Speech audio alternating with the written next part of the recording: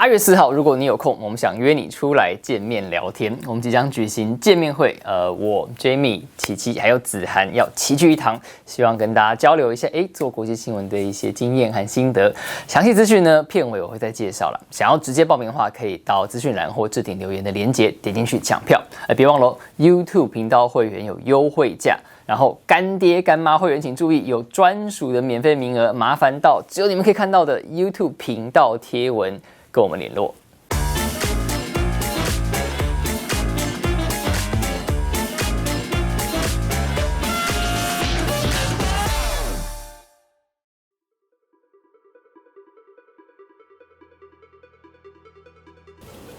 Hello， 大家好，欢迎收看国际大风吹，每礼拜来探讨一个有意思的国际话题。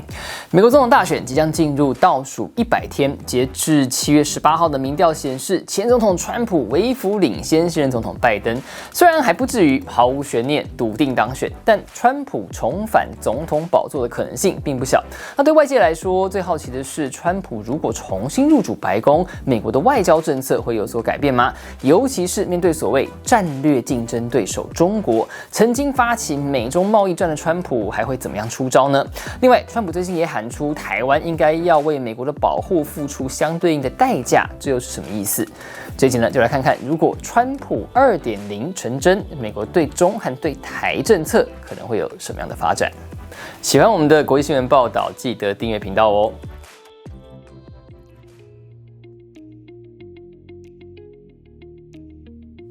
在选前这段时间呢，川普在外交政策上的发言可以说又多又狂。华盛顿邮报报道，有一次他在募款参会上面说，如果俄罗斯进攻乌克兰，如果中国侵犯台湾，他会轰炸莫斯科和北京。那针对中国呢，川普又曾经说过，如果当选会考虑对中国产品再次征收关税，税率上看60%，但他不打算发动贸易战，还说他非常喜欢中国国家主席习近平，两人在他任内是好朋友。种种发言呢，都让外界侧目。那新加坡国立大学政治系副教授庄家颖认为，有些时候呢，这些是选举语言啦，川普讲话可能会相互矛盾，也或许是为了展现对中国比拜登还要强硬，所以呢，不一定全部要当真。但话又说回来，川普的第一段和第二段任期有一个很重要的差别，就是他对于政策主导性可能会更强。最近共和党通过由他草拟的最新版党纲，内容明确提到要减少对中国的贸易依赖，包括撤销中国的最惠国待遇，逐步减少从中国进口民生必需品，以及阻止中国收购美国的产业和土地等等。另外，上次执政的时候呢，川普依赖不少传统共和党人担任重要政府职位，很多时候呢，他们会扮演缓冲或矫正的角色，把川普比较冲动的决策拉回正轨。但第二次挑战白宫的川普，已经有时间安排对自己忠心的人马作为班底。那这么一来，新政府的内政外交政策可能就会更贯彻川普的意志。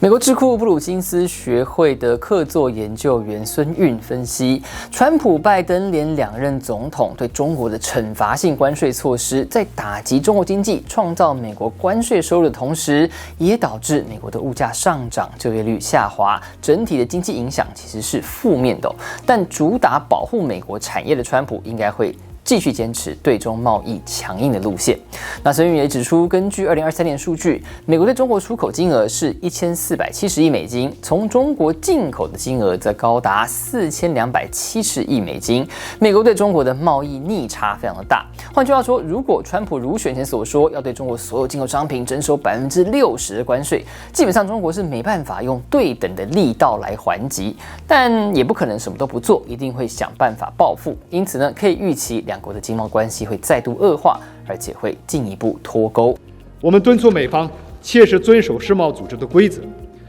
立即取消对华加征关税措施。中方将采取一切必要措施，捍卫自身权益。瑞士银行集团分析，对中国的商品实施60%的新关税，将导致中国新一年度的 GDP 成长率重贬到2.5%，相较于中国提出成长5%的目标，等于是腰斩。那对于急于走出后疫情经济的中国来说，会造成非常大的压力。不过反过来说，这个政策虽然对中威力十足，却也会伤害到美国的消费者。高盛证券6月中分析，假设共和党全面掌握白宫和国会，美国发生通膨的可能性会更高，大幅提高关税，加上为了刺激就业、扩大政府支出和举债，都会让物价上涨。预估一般中产家庭的年支出会增加$1700。另外，川普收紧移民政策也会导致缺工问题恶化，薪水上涨。以上因素呢，恐怕都会导致通货膨胀，而通货膨胀正是拜登政府的痛点。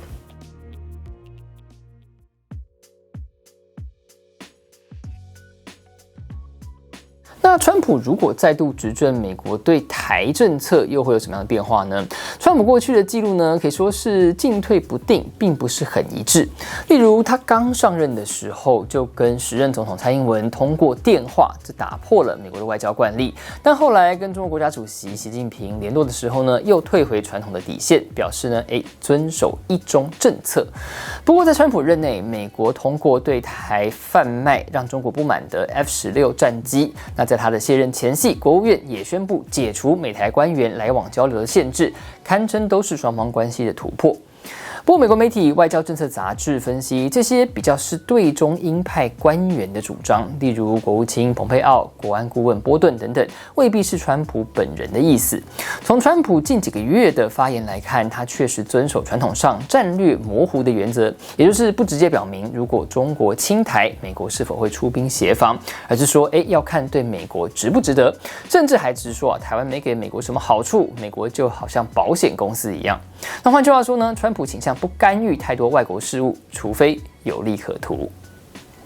那分析就认为，川普和身边幕僚组成的这个决策圈内，同时存在这样的美国优先派，还有类似前任官员的对中强硬派，而川普第二段任期的对中和对台政策，可能就是这两派拉扯的结果。如果美国优先派占上风，那接下来这4年，台湾可能就得更努力证明自己的价值。过去在川普第一任期，他也曾经要求日韩2个军事盟友负担更多的保护费，而最终像韩国确实也跟美国签订新的军事协定，同意负担更多驻韩美军的支出。但台湾几乎没有美军进驻，因此一种可能性是反映在更多对台军售上。那另外也有可能要求台湾进一步拉高国防预算，那要拉高到多少才算负责呢？曾任川普国安顾问的欧布莱恩最近受访时就提到，粗估可能要至少从现在占 GDP 2.6% 的比例上升到5%。那另外，对于川普指控台湾抢走美国的晶片工作，业内人士指出，其实是误解啦。以市值来说，美国的辉达、高通都是顶尖的晶片公司，台湾制造商呢是接单生产美国的设计。但前立委许玉仁认为，无论实际情况如何，川普可能都希望更多晶片在美国本土生产，而台积电呢可能会因此面对更多的政治压力。另外还有一派分析认为呢，如果川普真的一切以利益为优先，那么在中国释出极大的经济诱因情况下，川普也可能把台湾卖掉。那到底怎么样的条件才会让川普满意，又能出卖到多彻底，很难分析。只是说呢，从川普曾经私下说过台湾是比肩中国是大圆桌的说法来看，这种情境的发生几率不是0。不过，美国智库捍卫民主基金会的中国高级研究员指出，台积电大力投资亚利桑那的3座晶圆厂，以及台湾多年来的高额军购，都证明台湾的重要性。同时呢，美国2大党的国会议员基本上都力挺台湾，所以台湾也不是说毫无筹码。可是现在国际的大厂纷纷到台湾要来设它的 data center， 设它的大厂，也一直希望台湾的台积电去到他们的地方设更多的厂，这种往来就代表台湾在这个产业供应链以及科技上面的地位是不可磨灭的。台湾越重要，就越安全，我们也要为自己付出更多的责任。日经亚洲呢，则是另外指出，川普的副总统人选范斯也是主张对中强硬，以及应该要振兴美国的军工业，而持续支援台湾和日韩等国，对这2个目标都有好处。尽管如果跟川普意见不合的话，范斯未必会劝阻他，但挑选他作为副手，或许代表对他立场有一定程度的认同。对台湾以及其他的美国亚洲盟友来说，算是一个好消息啦。那整体来说，相较于强调民主价值同盟的拜登，称，如果川普上台，对中对台都会增添更多的不确定性，各国得小心接招。各位大风吹，我们下回见。来讲一下为什么要举行主持人的见面会。我们频道一直在做国际新闻相关的内容，可是呢，也会很好奇啦，喜欢我们会固定收看的朋友们，为什么要关注我们？为什么想了解更多的国际新闻？所以呢，我们决定干脆今年夏天就来办一个活动，叫做国际大集合。我们几位主持人呢，会跟大家分享一些自己做国际新闻的心得，然后在新闻现场的经验，还有我们各自的背景又怎么样影响现在看待国际新闻的方式等等。另外还有现场问答时间可以自由提问，而且呢还有很烧脑又好笑的小游戏要玩。时间呢就定在8月4号下午，地点在台北市信义区的女力空间。报名抢票呢，请到资讯栏或置顶留言的连结。那如果你是 YouTube 频道会员，有9折优惠哦，折扣码我们已经公布在只有会员可以看到的频道贴文当中，请会员到 YouTube 频道贴文去领取。那如果你对今天的影片有任何的想法，想听听看我们的意见，请用他们跟你说这个 hashtag 来留言，我们就会挑一个来回复哦。那影片最后呢，要感谢所有付费支持我们的频道会员，尤其是每一位干爹干妈等级的会员。如果你觉得今天影片还不错，也请按赞影片、订阅频道、开启小铃铛，接收所有通知，就不会错过我们的最新影片喽。